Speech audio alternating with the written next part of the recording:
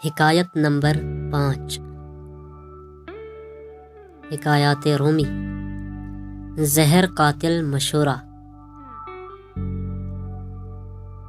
ایک دفعہ حضرت موسیٰ علیہ السلام نے فرعون سے کہا، اے فرعون، تو اسلام قبول کر لے، اس کے عوض تیری آخرت تو بہتر ہو ہی جائے گی، مگر دنیا میں بھی تجھے 4 نعمتوں سے نوازا جائے گا۔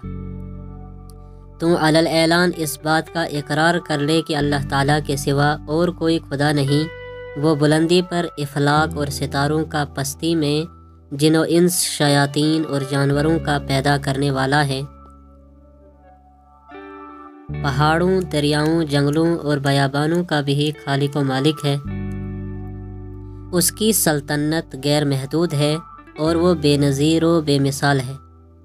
وہ ہر شخص و ہر مکان کا نگہباں ہے، عالم میں ہر جاندار کو رزق دینے والا ہے، آسمانوں اور زمینوں کا محافظ ہے، نباتات میں پھول پیدا کرنے والا اور بندوں کے دلوں کی باتوں کو جاننے والا، سرکشوں پر حاکم اور ان کی سرکوبی کرنے والا ہے۔ فرعون نے کہا، وہ 4 چیزیں کون سی ہیں؟ آپ علیہ السلام مجھے بتلائیے، شاید ان عمدہ نعمتوں کے سبب میرے کفر کا شکنجہ ڈھیلا ہو جائے اور میرے اسلام لانے سے سینکڑوں کے کفر کا قفل ٹوٹ جائے اور وہ مشرف پر اسلام ہو جائیں۔ اے موسیٰ علیہ السلام، جلد ان نعمتوں کے متعلق بیان کرو، ممکن ہے کہ میری ہدایت کا دروازہ کھل جائے۔ حضرت موسیٰ علیہ السلام نے حکم الہی سے فرمایا، اگر تم اسلام قبول کر لے تو پہلی نعمت تجھے یہ ملے گی کہ تو ہمیشہ تندرست رہے گا اور کبھی بھی بیمار نہیں ہوگا۔ اپنے خانہ تن میں تعلق خداوندی کا ایسا خزانہ دیکھے گا جس کو حاصل کرنے کے لیے تو اپنی تمام خواہشات نفسانیہ کو مرضیات الہیہ کے تابع کرنے کے لیے مجاہدات میں جان تک دینے کو تیار ہو جائے گا۔ اس سے جو دولت تمہیں ملے گی وہ رشق ہفت اقلیم ہوگی۔ خواہشات کے ابر کو پھاڑنے کے بعد مہتاب حقیقی کا نور تابہ مست کر دیتا ہے۔ اے فرعون، جس طرح ایک کیڑے کو ہرا پتا اپنے اندر مشغول کر کے انگور سے محروم کرتا ہے، اسی طرح یہ دنیائے حقیر تجھے اپنے اندر مشغول کر کے مولائے حقیقی سے محروم کیے ہوئے ہے، اور تو کیڑے کی طرح لذائذ جسمانیہ میں مصروف ہے۔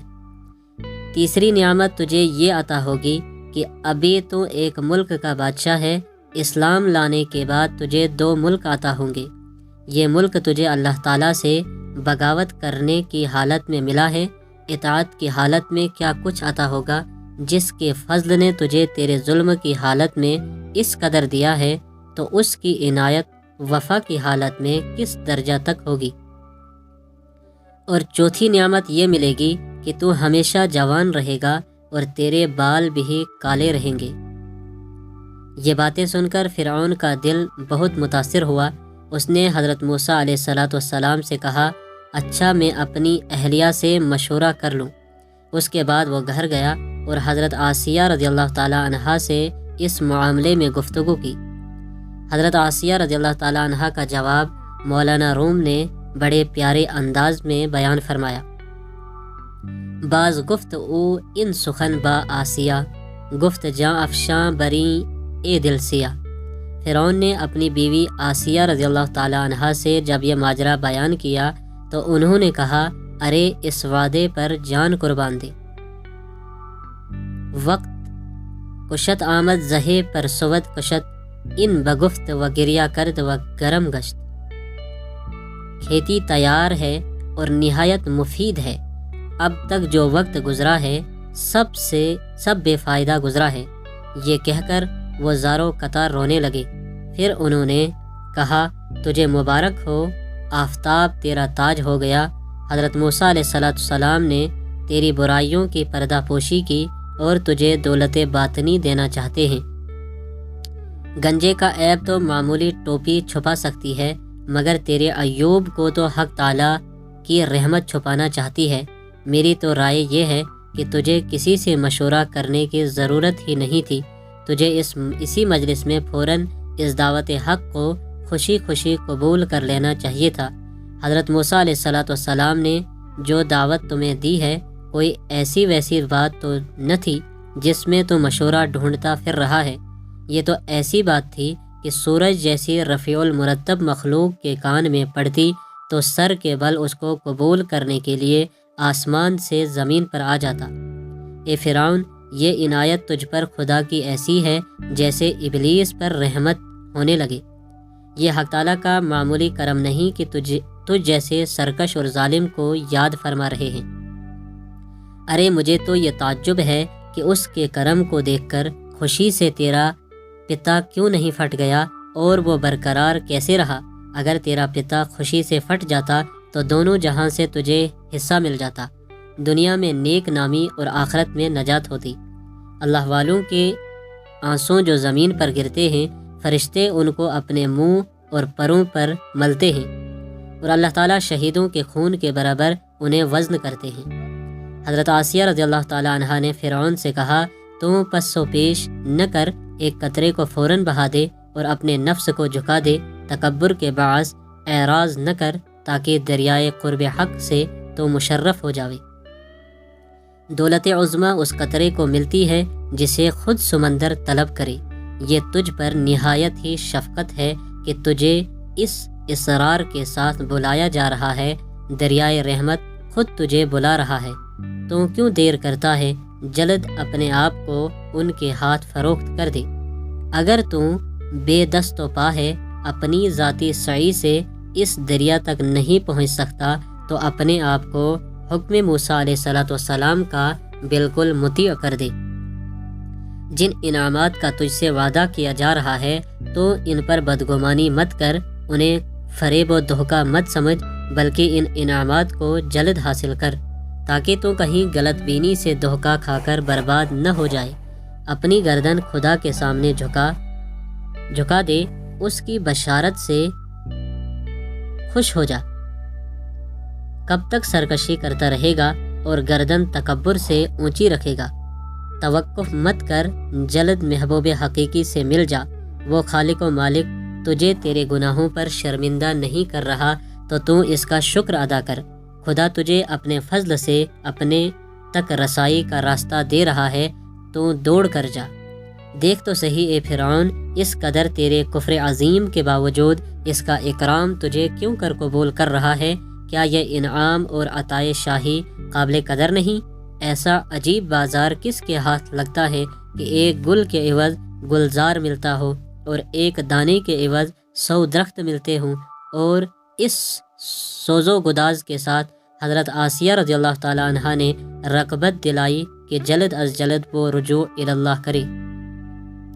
فرعون نے وہی الفاظ پھر سے دہرائے، اچھا ہم اپنے وزیر حامان سے بھی مشورہ کر لیں۔ حضرت آسیہ رضی اللہ تعالیٰ عنہا نے کہا، اس سے بیان نہ کرو، وہ اس کا اہل نہیں۔ بھلا اندھی بڑھیا بادشاہی کی قدر کیا جانے؟ نااہل کے وزیر بھی نااہل ہوتے ہیں۔ ہر شخص اپنے ہم جنس سے ہی مشورہ لینا پسند کرتا ہے۔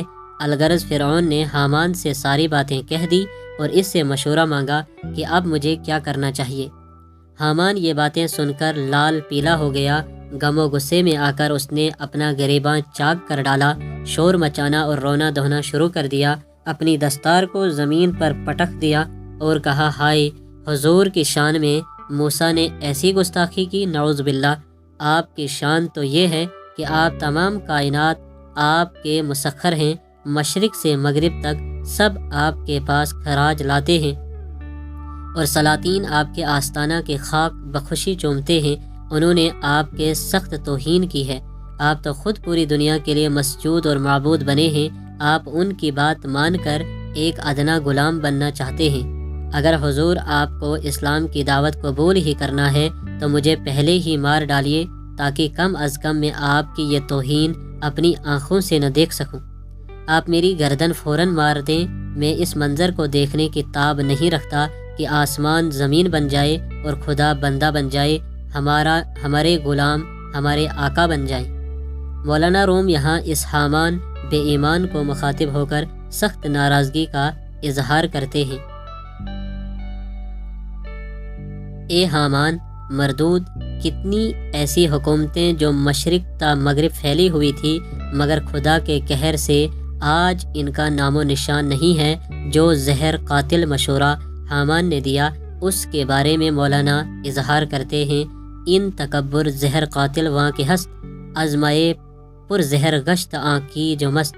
یہ تکبر جو حامان میں تھا زہر قاتل تھا، اور اسی زہر آلود شراب سے حامان بدمست ہو کر احمق ہو گیا تھا، اور اس ملعون کے مشورے سے فرعون نے قبول حق سے انکار کر کے خود کو دائمی رسوائی اور عذاب کے حوالے کر دیا۔ جب فرعون حامان کے بہکاوے میں آ گیا اور حضرت موسیٰ علیہ السلام کے دست مبارک پر دعوت حق کو قبول کرنے سے انکار کر دیا، تو حضرت موسیٰ علیہ السلام نے فرمایا، ہم نے تو بہت سخاوت اور عنایت کی تھی، مگر سدا افسوس یہ گوہر نایاب تیرے مقدر میں نہ تھا۔ درس حیات: جاہل، احمق اور بد کردار سے اچھے مشورے کی توقع ہرگز نہ رکھو۔ اگر عورت بھی صاحب کردار ہے تو اس سے مشورہ کر لو، وہ تمہیں اچھا مشورہ دے گی۔ بیوقوف کی صحبت سے تنہائی بہتر ہے، لیکن تنہائی سے بہتر ہے کہ اچھے لوگوں کی تلاش جاری رکھو، یقیناً تم ان تک پہنچ جاؤ گے۔